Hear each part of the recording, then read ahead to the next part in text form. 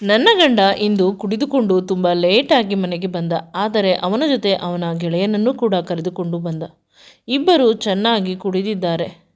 ಅವನ ಗೆಳೆಯ ಅವನು ಕೂಡ ಇಂದು ನಮ್ಮ ಮನೆಯಲ್ಲಿ ಮಲಗಿದ. ಇಂದು ಮಧ್ಯರಾತ್ರಿ ನನ್ನ ಪಕ್ಕ ನನ್ನ ಗಂಡನ ಗೆಳೆಯ ಮಲಗಿದ್ದಾನೆ. ನಾನು ಬೆಚ್ಚಿದೆ. ಇವನು ಯಾವಾಗ ನನ್ನ ಪಕ್ಕ ಬಂದು ಮಲಗಿದ ಅಂತ ಅಂದುಕೊಳ್ಳುವ ಒಳಗೆ ನನಗೆ ತಿಳಿದಿದ್ದು ಇವನು ನನ್ನ ಸರ್ವಸ್ವವನ್ನು ದೋಚಿದ್ದಾನೆ ಅಂತ. ನನ್ನ ಗಂಡ ಹೊರಗಡೆ ಮಲಗಿದ್ದಾನೆ ಅಂತ ಬೆಚ್ಚಿದೆ. ಮುಂದೆ ಮದುವೆಯಾದ ಮೊದಲ ರಾತ್ರಿ ನನಗೆ ತಿಳಿಯಿತು ನನ್ನ ಗಂಡ ತುಂಬ ಒಳ್ಳೆಯವನು. ಆದರೆ ಅವನು ಕುಡಿತದ ಚಟದಿಂದ ಅವನ ಸಂಪೂರ್ಣ ಅಸ್ತಿತ್ವವನ್ನು ಕಳೆದುಕೊಂಡು ಪರದಾಡುತ್ತಿದ್ದಾನೆ ಅಂತ. ನನ್ನ ಹೆಸರು ಕಾವ್ಯ. ನಾನು ಇಂಜಿನಿಯರಿಂಗ್ ಮಾಡಿದ್ದೇನೆ. ನನ್ನ ಅನಾರೋಗ್ಯದ ಸಮಸ್ಯೆಯಿಂದ ಲಾಸ್ಟ್ ಸೆಮ್ಮಲ್ಲಿ ಎಕ್ಸಾಮನ್ನು ಅಟೆಂಡ್ ಮಾಡಲು ಸಾಧ್ಯ ಆಗಲಿಲ್ಲ. ಇದರಿಂದ ಮನೆಯವರೆಲ್ಲ ಖುಷಿಯಾದರು. ನಾನು ಓದುವುದು ಯಾರಿಗೂ ಬೇಕಾಗಿರಲಿಲ್ಲ. ನನ್ನನ್ನು ಯಾರಾದರೂ ಬಡವನಿಗೆ ಕೊಟ್ಟು ಮದುವೆ ಮಾಡುವುದು ಅಪ್ಪ ಅಮ್ಮನ ಉದ್ದೇಶವಾಗಿತ್ತು. ಅವರಿಗೆ ಇಷ್ಟವಿರಲಿಲ್ಲ ನಾನು ಚೆನ್ನಾಗಿ ಓದುವುದು. ನಾನು ನನ್ನ ಅಪ್ಪ ಅಮ್ಮನ ದತ್ತು ಮಗಳಾಗಿದ್ದೆ. ಅವರಿಗೆ ಮದುವೆಯಾಗಿ 10 ವರ್ಷವಾಗಿದ್ದರೂ ಮಕ್ಕಳಿರಲಿಲ್ಲ. ಆಗ ನನ್ನನ್ನು ದತ್ತು ತೆಗೆದುಕೊಂಡಿದ್ದರು. ಆದರೆ ನಾನು ಮನೆಗೆ ಬಂದ 3 ತಿಂಗಳಿಗೆ ಅಮ್ಮ ಬಸುರಿಯಾದಳು. ಅವರಿಗೆ ಒಬ್ಬ ಮಗ ಹುಟ್ಟಿದ. ಅಂದರೆ ನನ್ನ ಪ್ರೀತಿಯ ತಮ್ಮ. ಮೊದಮೊದಲು ಎಲ್ಲ ಚೆನ್ನಾಗಿತ್ತು. ನನ್ನನ್ನು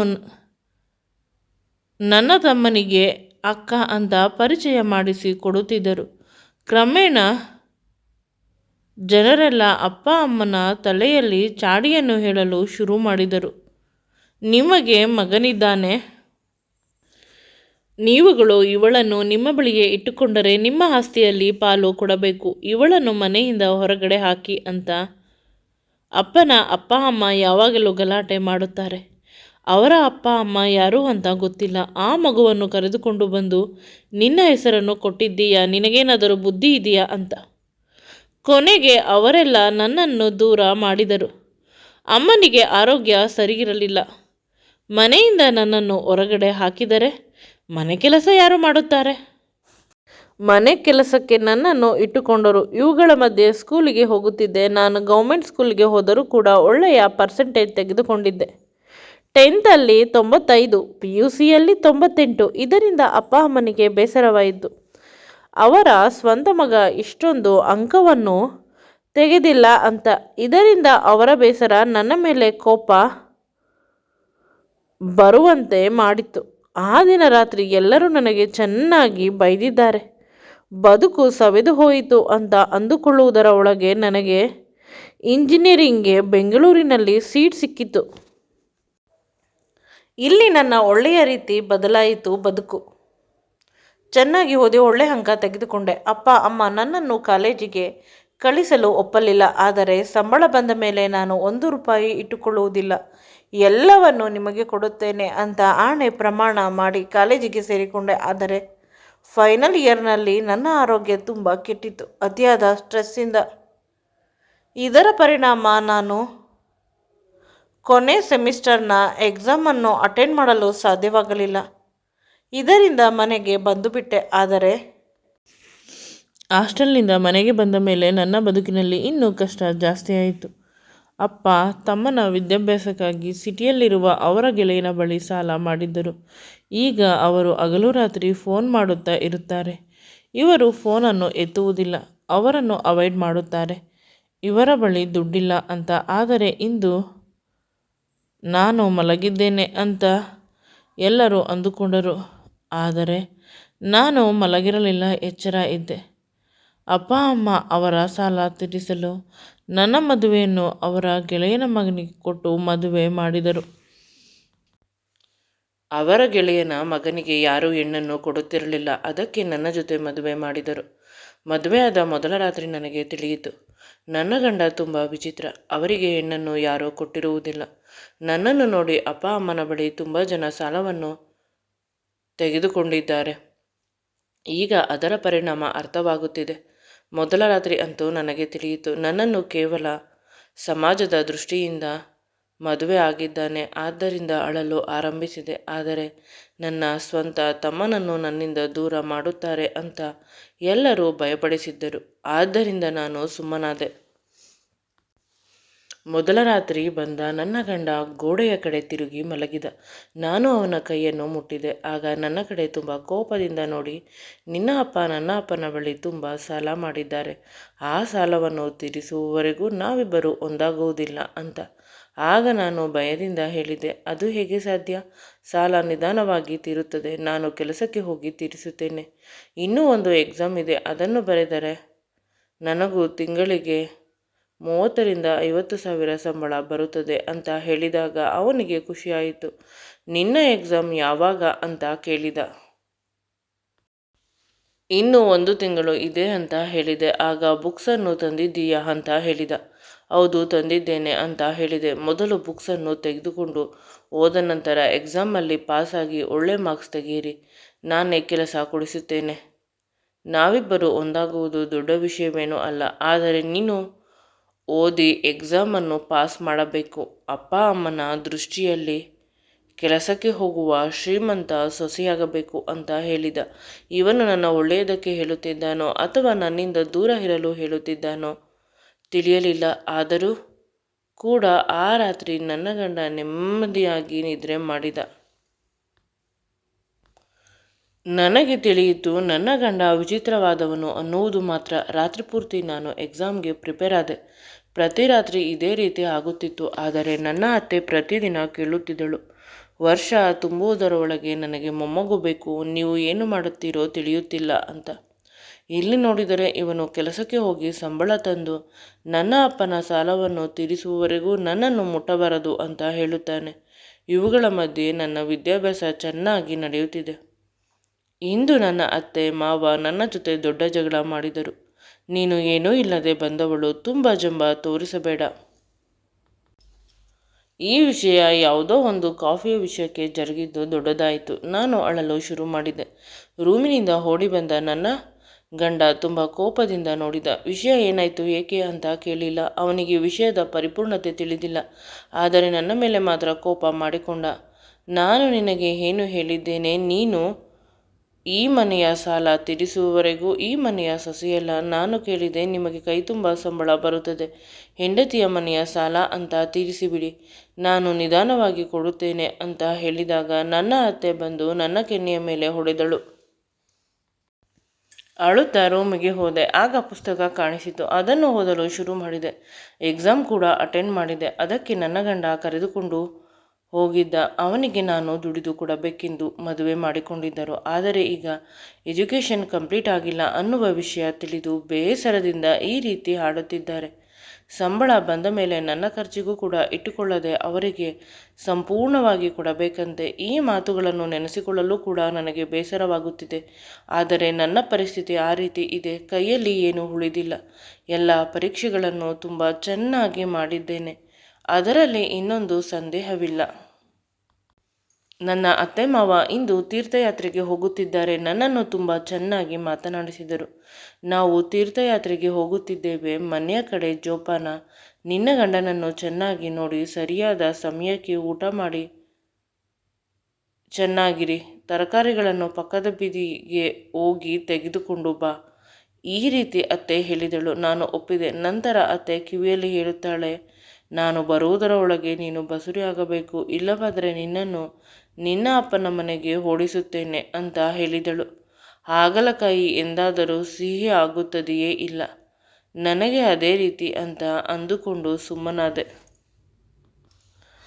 ಅತ್ತೆ ಮಾವ ಊರಿಗೆ ಹೋದ ಮೇಲೆ ನನ್ನ ಗಂಡನನ್ನು ತುಂಬ ನಾನು ಪ್ರೀತಿಯಿಂದ ನೋಡಿಕೊಂಡೆ. ಒಂದೇ ಒಂದು ಬಾರಿಯಾದರೂ ನಾವಿಬ್ಬರು ಸೇರಬೇಕು ಅನ್ನುವ ಆಸೆ ಶುರುವಾಯಿತು. ಅದಕ್ಕಾಗಿ ಅವರನ್ನು ತುಂಬ ಚೆನ್ನಾಗಿ ನೋಡಿಕೊಳ್ಳಲು ಪ್ರಯತ್ನಿಸಿದ್ದೆ. ಆದರೆ ಆ ಮನುಷ್ಯ ನನ್ನ ಕಡೆ ನೋಡುತ್ತಲೇ ಇರಲಿಲ್ಲ. ಇಂದು ಆಗಿದ್ದು ಹಾಗೆ ಹೋಗಲಿ ಅಂತ ಅವರ ಎದುರಿಗೆ ನನ್ನ ಬಟ್ಟೆಯನ್ನೆಲ್ಲ ತೆಗೆದೆ. ಆ ಮನುಷ್ಯ ಆ ಕಡೆ ಗೋಡೆಯ ಕಡೆ ತಿರುಗಿಕೊಂಡು ಮಲಗಿದ. ಅಷ್ಟೇ.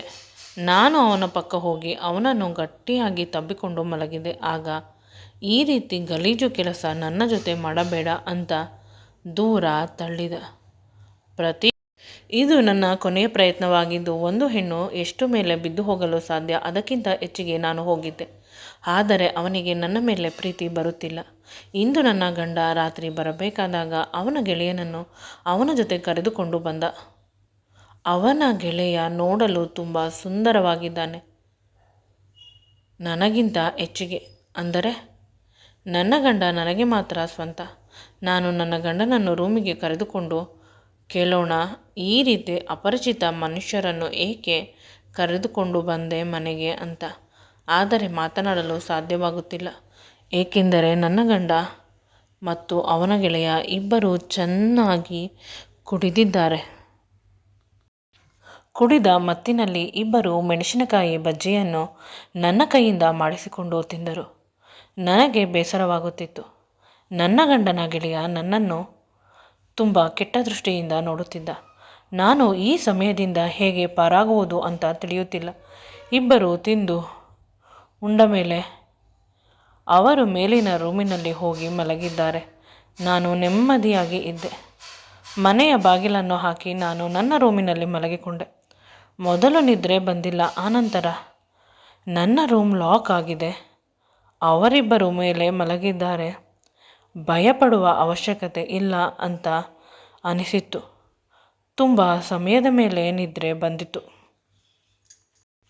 ಕನಸಿನಲ್ಲೂ ಕೂಡ ನನಗೆ ಅವನೇ ಬರುತ್ತಿದ್ದ. ಅದೇ ನನಗೆ ಎಚ್ಚರವಾದಾಗ ನಾನು ಬೆಚ್ಚಿದೆ. ನನ್ನ ರೂಮ್ ಸಂಪೂರ್ಣವಾಗಿ ಕತ್ತಲಾಗಿತ್ತು. ಮೈಯೆಲ್ಲ ಏನೋ ಒಂದು ರೀತಿ ಚಳಿ. ಆಗ ಅರ್ಥವಾಯಿತು ನಾನು ಬಟ್ಟೆ ಹಾಕಿಲ್ಲ ಅಂತ. ಅಷ್ಟೇ ಅಲ್ಲ, ನನ್ನ ಪಕ್ಕ ಕೈ ಹಾಕಿದಾಗ ನನ್ನ ಗಂಡ ಇದ್ದಾನೆ ಅಂತ ಅನಿಸಿ, ಯಾರು ಅಂತ ನೋಡಿದರೆ ನನ್ನ ಗಂಡ ಕುಡಿದು ಬಂದು ನನ್ನನ್ನು ಮುದ್ದಿಸಿರಬೇಕು ಅಂತ ಅನಿಸಿತು. ನನ್ನ ಪರಿಸ್ಥಿತಿಯನ್ನು ನೋಡಿ ಅರ್ಥವಾಯಿತು, ಅವನು ನನ್ನನ್ನು ಸಂಪೂರ್ಣವಾಗಿ ಅವನ ಅರ್ಧಾಂಗಿನಿಯಾಗಿ ಮಾಡಿಕೊಂಡಿದ್ದಾನೆ.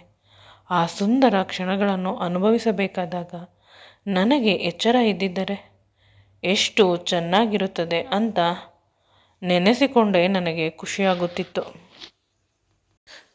ಕೊನೆ ಪಕ್ಷ ನನ್ನ ಗಂಡ ಈಗಲಾದರೂ ನನಗೆ ಗಂಡನಾದ ಅಂತ ತುಂಬ ಖುಷಿಪಟ್ಟೆ.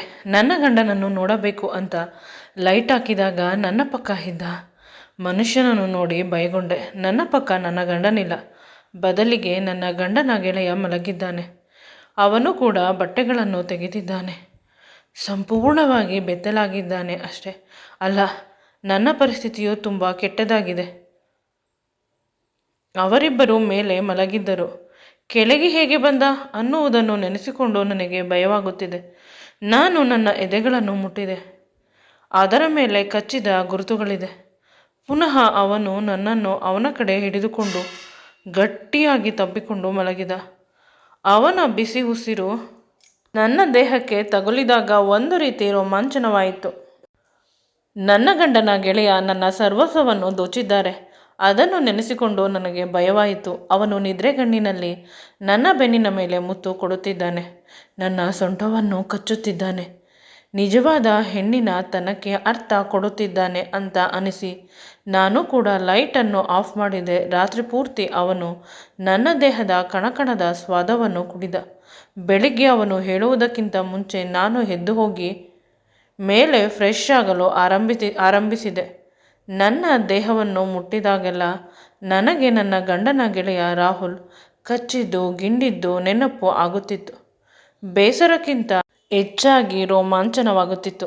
ಮದುವೆಯಾಗಿ ಇಷ್ಟು ದಿನಗಳಾದ ಮೇಲೆ ನನಗೆ ಖುಷಿ ಸಿಕ್ಕಿತು. ಅದಕ್ಕೆ ಅವನಿಗೆ ಮನಸ್ಸಿನಲ್ಲೇ ಧನ್ಯವಾದ ಹೇಳಿದೆ. ನನ್ನ ಗಂಡನ ಕೈಯಲ್ಲಿ ಆಗದೇ ಇರುವುದನ್ನು ಅವನ ಗೆಳೆಯ ಮಾಡಿದ್ದಾನೆ.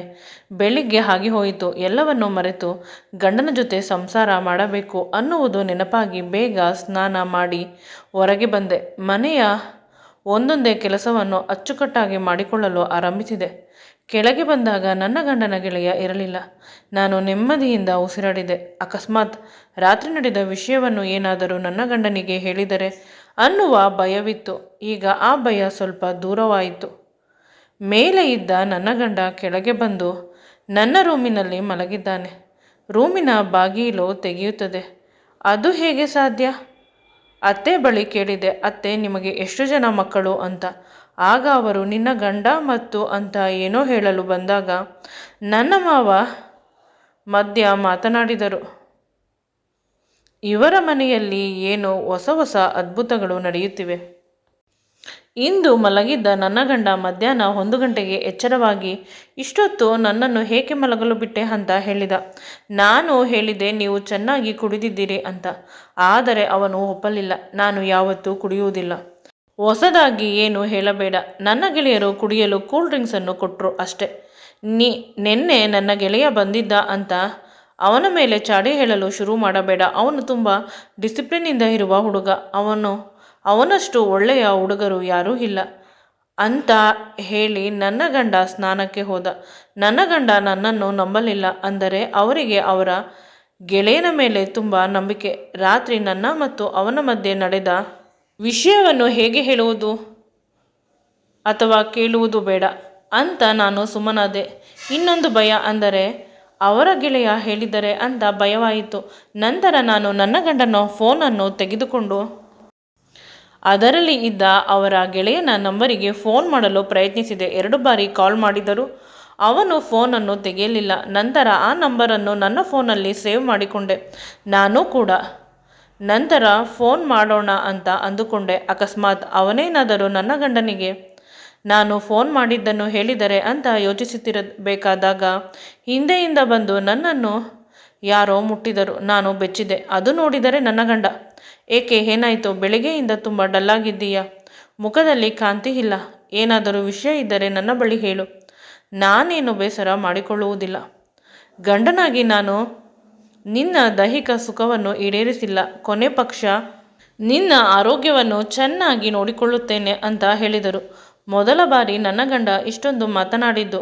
ನಾನು ತುಂಬ ಎಮೋಷ್ನಲ್ ಆದೆ. ಇನ್ನು ಅಲ್ಲೇ ಇದ್ದರೆ ಅಳುತ್ತೇನೆ ಅಂತ ಅಲ್ಲಿಂದ ಹೊರಗಡೆ ಬಂದೆ. ಅಳುತ್ತಾ ನಾನು ನನ್ನ ಮನೆಗೆ ಫೋನ್ ಮಾಡಿದ್ದೆ. ಆದರೆ ಅಲ್ಲಿ ಯಾರೂ ಕೂಡ ನನ್ನ ಫೋನನ್ನು ತೆಗೆಯಲಿಲ್ಲ. ನನ್ನ ನಂಬರ್ ಅಂತ ಗೊತ್ತಾದರೂ ಕೂಡ ಯಾರೂ ತೆಗೆಯುವುದಿಲ್ಲ. ಕೊನೆಗೆ ತಮ್ಮನ ನಂಬರಿಗೆ ಕಾಲ್ ಮಾಡಿದಾಗ ಅವನು ಫೋನ್ ಮಾಡಿ ತುಂಬ ಪ್ರೀತಿಯಿಂದ ಮಾತನಾಡಿದ. ನಾನು ಅಳಲು ಶುರು ಮಾಡಿದ್ದೆ. ಏಕೆ, ಏನಾಯಿತು ಅಂತ ಕೇಳಿದೆ. ಆಗ ನಾನು ಅವನು ಚಿಕ್ಕವನು ಅನ್ನುವುದನ್ನು ತಿಳಿಯದೆ ನಡೆದ ಎಲ್ಲ ವಿಷಯವನ್ನು ಹೇಳಿದೆ. ಆಗ ನನ್ನ ತಮ್ಮ ಹೇಳಿದ, ಇದರಲ್ಲಿ ನಿನ್ನ ತಪ್ಪೇನಿದೆ? ನಿನಗೆ ಏನು ನಡೆಯುತ್ತಿದೆ ಅನ್ನುವುದು ಗೊತ್ತಿಲ್ಲ ಅಂತ ಹೇಳುತ್ತಾ, ನಾನು ನಾಳೆ ಬರುತ್ತೇನೆ, ಎಲ್ಲ ವಿಷಯವನ್ನು ಮಾತನಾಡುತ್ತೇನೆ, ನೀನು ಧೈರ್ಯವಾಗಿ ಇರು, ಯಾರು ಇದ್ದರೂ ಇಲ್ಲವಾದರೂ ನಾನು ನಿನ್ನನ್ನು ನೋಡಿಕೊಳ್ಳುತ್ತೇನೆ ಅಂತ ನನ್ನ ತಮ್ಮ ಇದೇ ಮೊದಲ ಬಾರಿಗೆ ತುಂಬ ಜವಾಬ್ದಾರಿಯಿಂದ ಹೇಳಿದ ಮಾತನ್ನು ಕೇಳಿ ನಾನು ಖುಷಿಪಟ್ಟೆ. ನನಗೆ ಒಬ್ಬರು ಇದ್ದಾರೆ ಈ ಭೂಮಿ ಮೇಲೆ ಅಂತ ಅನಿಸಿತು.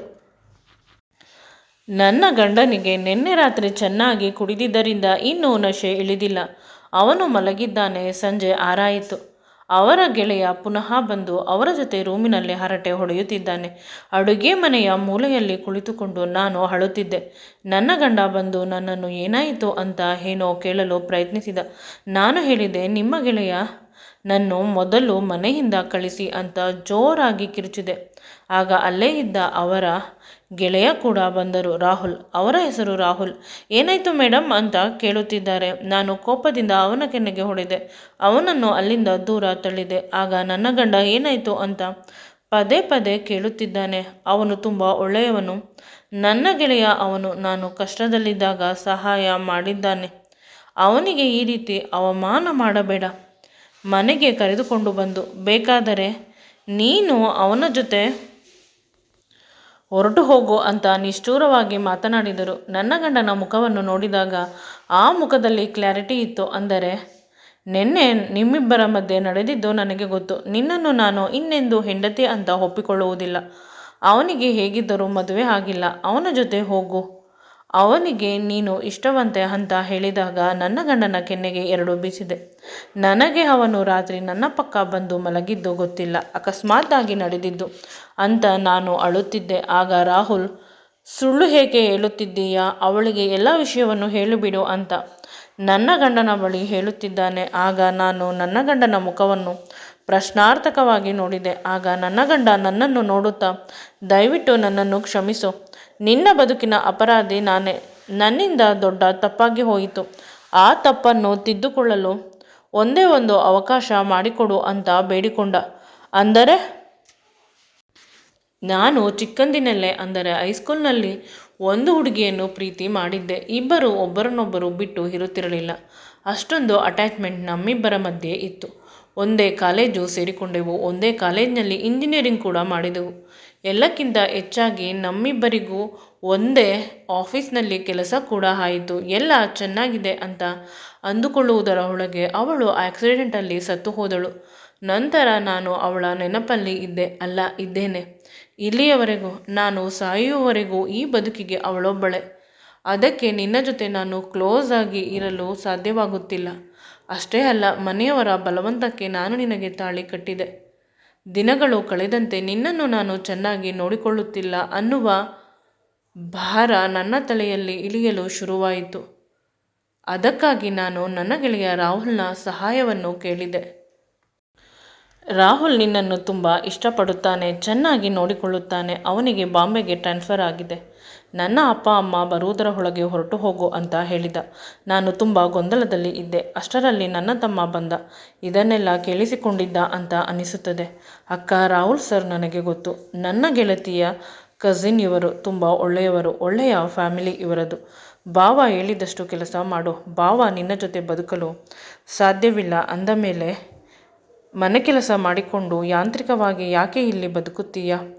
ಆಗ ನಾನು ರಾಹುಲ್ನ ಮುಖವನ್ನು ನೋಡುತ್ತಾ ಹೇಳಿದೆ, ನನ್ನನ್ನು ಅಷ್ಟೊಂದು ಪ್ರೀತಿ ಮಾಡುವವರು ರಾತ್ರಿ ನನಗೆ ತಿಳಿಯದೆ ನನ್ನ ಜೊತೆ ಏಕೆ ಕೆಟ್ಟ ಕೆಲಸ ಮಾಡಿದ್ದೀರಿ ಅಂತ. ಅದಕ್ಕೆ ರಾಹುಲ್ ಕುಡಿದ ಮತ್ತಿನಲ್ಲಿ ಮಾಡಿದ್ದು. ಅದಕ್ಕಿಂತ ಹೆಚ್ಚಾಗಿ ನಿಮ್ಮನ್ನು ನೋಡಿದ ತಕ್ಷಣ ನೀವು ನನ್ನವರು ಅನ್ನುವ ಭಾವ ನನಗೆ ಬಂತು. ಪ್ಲೀಸ್, ಒಂದು ಅವಕಾಶ ಕೊಡಿ ನನಗೆ ಅಂತ ಮಂಡಿ ಊರಿ ಕೆಳಗೆ ಕುಳಿತುಕೊಂಡರು. ನನ್ನ ಕಾಲನ್ನು ಹಿಡಿದುಕೊಂಡರು. ನಾನು ವಿಧಿಯಿಲ್ಲದೆ ಅವರನ್ನು ಒಪ್ಪಿಕೊಳ್ಳಬೇಕಾಗಿತ್ತು. ರೂಮಿಗೆ ಹೋಗಿ ನನ್ನ ಬಟ್ಟೆಗಳ ಲಗೇಜನ್ನು ಹೊರತಂದೆ. ಈ ಮನೆಯನ್ನು ಬಿಟ್ಟು ಹೋಗುವುದಕ್ಕಿಂತ ಮುಂಚೆ ನಾನು ನನ್ನ ಗಂಡನ ಕಾಲಿಗೆ ಬಿದ್ದು ನಮಸ್ಕಾರ ಮಾಡಿದೆ. ನಾನು ಕಾಲಿಗೆ ಬಿದ್ದ ತಕ್ಷಣ ಅವರು ನನ್ನ ಕುತ್ತಿಗೆಯಲ್ಲಿ ಇದ್ದ ತಾಳಿ ತೆಗೆದುಕೊಂಡರು. ನಂತರ ಅವರ ಬಳಿ ಇದ್ದ ಹೊಸ ತಾಳಿಯನ್ನು ರಾಹುಲ್ ಕೈಗೆ ಕೊಟ್ಟು ದೇವರ ಮನೆ ಬಳಿ ರಾಹುಲ್ ಕೈಯಲ್ಲಿ ನನಗೆ ತಾಳಿ ಕಟ್ಟಿಸಿದರು. ನೀನು ಹಿಂದಿನಿಂದ ಇವರ ಹೆಂಡತಿ, ನೀವಿಬ್ಬರು ಸುಖವಾಗಿ ಇರಿ ಅಂತ ಆಶೀರ್ವಾದ ಮಾಡಿದರು. ಅಷ್ಟೇ ಅಲ್ಲ, ಬ್ಲ್ಯಾಂಕ್ ಚೆಕ್ಕನ್ನು ಕೊಟ್ಟು ಇದರಲ್ಲಿ ಎಷ್ಟು ಬೇಕೋ ಅಷ್ಟು ದುಡ್ಡನ್ನು ಬರೆದುಕೋ ಅಂತ ನನ್ನ ತಲೆಯನ್ನು ಅವರ ಕೈಯಿಂದ ಮುಟ್ಟಿ ಆಶೀರ್ವಾದ ಮಾಡಿದರು. ರಾಹುಲ್ ಮತ್ತು ನಾನು ಬಾಂಬೆಯ ಕಡೆ ನಡೆದೆವು. ಹೊಸ ಬದುಕಿನ, ಹೊಸ ಜೀವನದ ಹೊಸ ಕನಸು ನನಸಾಗುವ ನಂಬಿಕೆಯಿಂದ. ರಾಹುಲ್ ನನ್ನನ್ನು ನೋಡಿ ನಕ್ಕರು. ನಾನು ಕೂಡ ಅವರನ್ನು ನೋಡಿ ನಕ್ಕಿದೆ. ಇಬ್ಬರು ಪರಸ್ಪರ ಒಬ್ಬರ ಕೈಯನ್ನು ಒಬ್ಬರು ಹಿಡಿದುಕೊಂಡು ಮುಂದೆ ಸಾಗಿದೆವು. ಈ ವಿಡಿಯೋ ನಿಮಗೆ ಇಷ್ಟವಾಗಿದ್ದಲ್ಲಿ ನನ್ನ ಚಾನಲನ್ನು ಲೈಕ್ ಮಾಡಿ, ಶೇರ್ ಮಾಡಿ ಮತ್ತು ಸಬ್ಸ್ಕ್ರೈಬ್ ಮಾಡಿ. Thanks for watching and keep supporting me always.